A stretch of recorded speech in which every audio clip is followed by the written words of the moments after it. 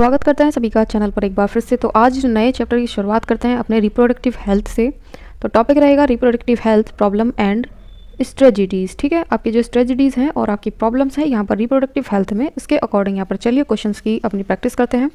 तो इससे पहले मैं 3 चैप्टर ऑलरेडी कंप्लीट करवा चुकी हूँ, तो ये वाला आप प्लेलिस्ट जाइए वॉच कर लीजिएगा। सारे वीडियोज़ आपको मैंने शेयर ऑलरेडी कर दिए हैं। Question number 1, family planning programme was initiated in India की बात करें तो फैमिली प्लानिंग जो प्रोग्राम है सबसे पहले आपका 1951 में इसको नेशनल लेवल तक अटेंड किया गया था। आपका आंसर होगा 1951।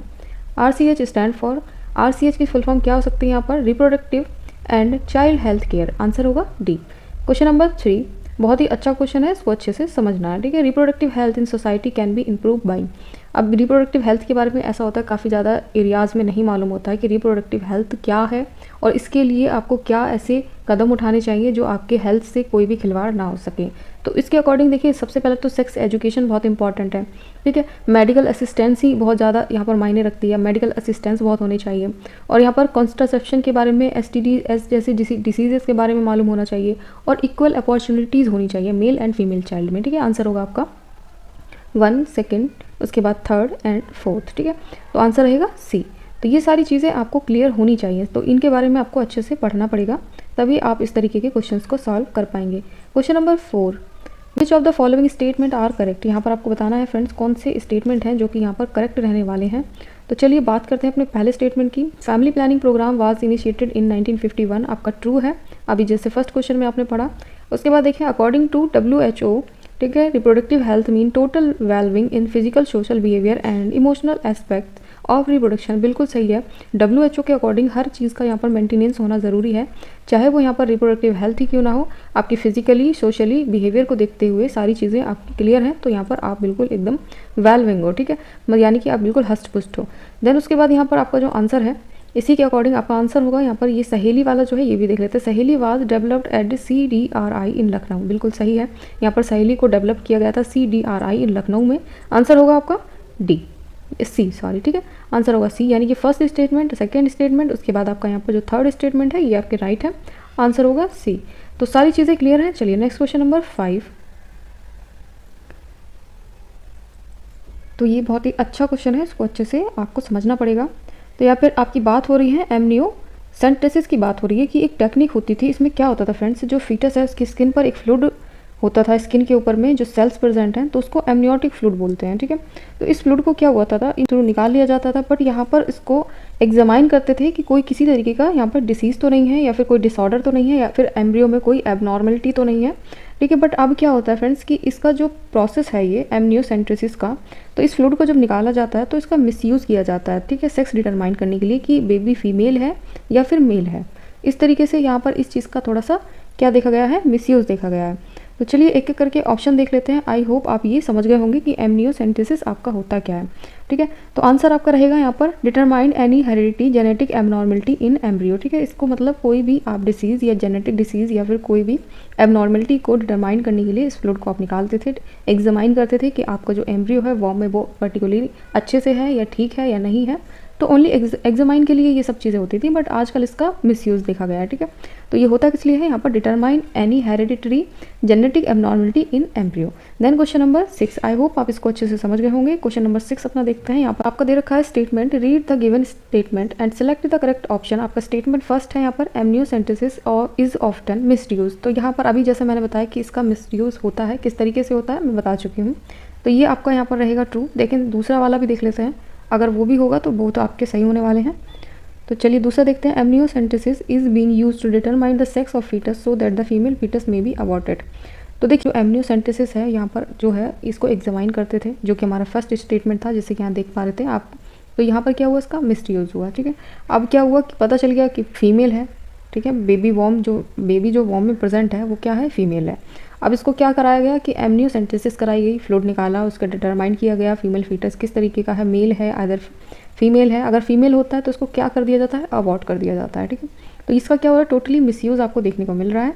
तो ऑप्शन आपके क्या होंगे, both statement first and second आपके करेक्ट होंगे। ठीक है, चलिए question number 7, which of the following statement is are correct. चलिए बात करते हैं अपने स्टेटमेंट की। तो यहाँ पर आपको स्टेटमेंट दे रखे हैं, amniocentesis and CVS chorionic sampling are the technique of detection of foetus disorder during early pregnancy. तो अभी जैसे मैंने बताया एमनियोसेंटेसिस और यहाँ पर CVS जिससे कोरोनिक विलाई सैम्पलिंग कहा है, तो सैंपल लिया जाता है, ये टेक्निक होती है, इसमें आपको फीटस का डिसऑर्डर अगर पता करना है अर्ली प्रेगनेंसी में तो आप इसको पता कर सकते हो।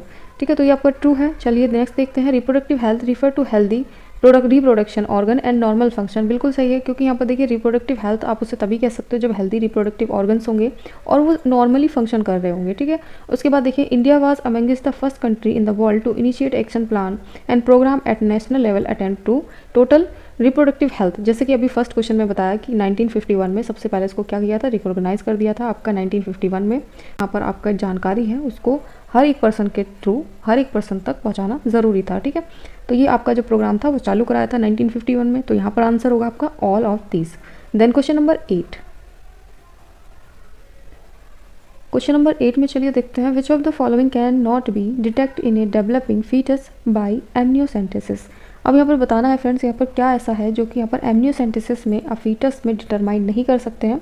कौन सी यहाँ पर आपको डिसीज़ है, जैसे जॉइंटिस हो गया, सिस्टिक फिब्रॉइड्स हो गए, फिब्रोसिस हो गए, ठीक है, और डाउनलोड सिंड्रोम हो गया, कलर ब्लाइंडनेस हो गया। तो ऐसा क्या है, तो सबसे पहले तो चलिए थोड़ा सा इसको अच्छे से एक्सप्लेन करने की कोशिश करते हैं। तो एमनियोसेंटेसिस में क्या होता है कि आप इसको हेरिडिटी एंड एंजाइमेटिक एबनॉर्मलिटीज़ को डिटेक्ट कर सकते हैं आपके फीटस में। यहाँ पर आपको जो डाउन सिंड्रोम है इसको डिटेक्ट कर सकते हैं, सिस्टिक फिब्रोसिस है इसको भी आप डिटेक्ट कर सकते हैं, कलर ब्लाइंडनेस है, ठीक है, आपका जेनेटिक डिसऑर्डर है तो इसको भी कर सकते हैं। बट यहाँ पर जो जॉइंटिस है और एन इन्फेक्शन डिसीज़ है उसको यहाँ पर आप डिटरमाइन नहीं कर सकते। ठीक है, तो आंसर होगा आपका यहाँ पर जॉइंटिस।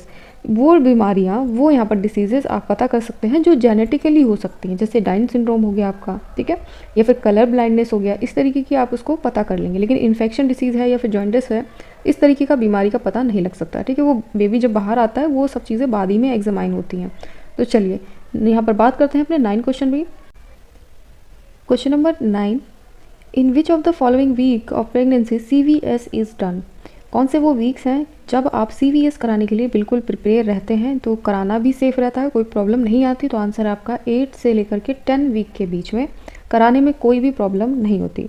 अब कोरियोनिक विलाई सैंपल आपका यहाँ पर लिया कैसे जाता है, सबसे तो आपको पहले वो समझना है। तो ये एक प्रोसेस होती है, इसमें क्या करते हैं कि डॉक्टर एक नैरो फ्लेक्सिबल ट्यूब होती है जो कि यहाँ पर इंसर्ट कराई जाती है मदर वेजाइना के, उसके बाद सर्विक्स से उसको ले जाकर के यूट्रस में यहाँ पर कोरियोनिक विलाई का जो प्लेसेंटा के आसपास आपने देखा होगा, कोरियोनिक विलाई का सैंपल लिया जाता है और उस सेल को, जो सैंपल आपने लिया, वो जो सेल प्रेजेंट है उसमें कोरियोनिक विलाई की, उसको एग्जामाइन किया जाता है वेरियस डिसऑर्डर के तौर पर। ठीक है, क्या क्या डिसऑर्डर्स हो सकते हैं या फिर डिसऑर्डर नहीं हो सकते हैं।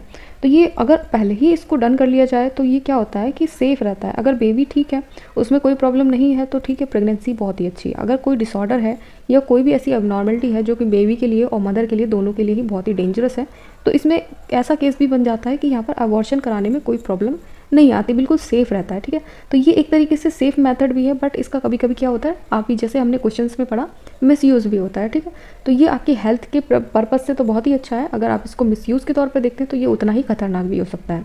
तो चलिए अभी के लिए इतना ही, 9th क्वेश्चन तक अच्छे से पढ़ें, उसके बाद population explosion and birth control के ऊपर क्वेश्चंस आपके साथ में देखेंगे नेक्स्ट डे। तो अभी के लिए इतना ही, चलिए थैंक्स फॉर वॉचिंग। लाइक करना, वीडियो जल्दी से शेयर करना अपने फ्रेंड्स को, और वीडियो को लाइक ज़रूर किया करें, हर एक स्टूडेंट के पास में वीडियो पहुंचना ज़रूरी है। Thanks for watching.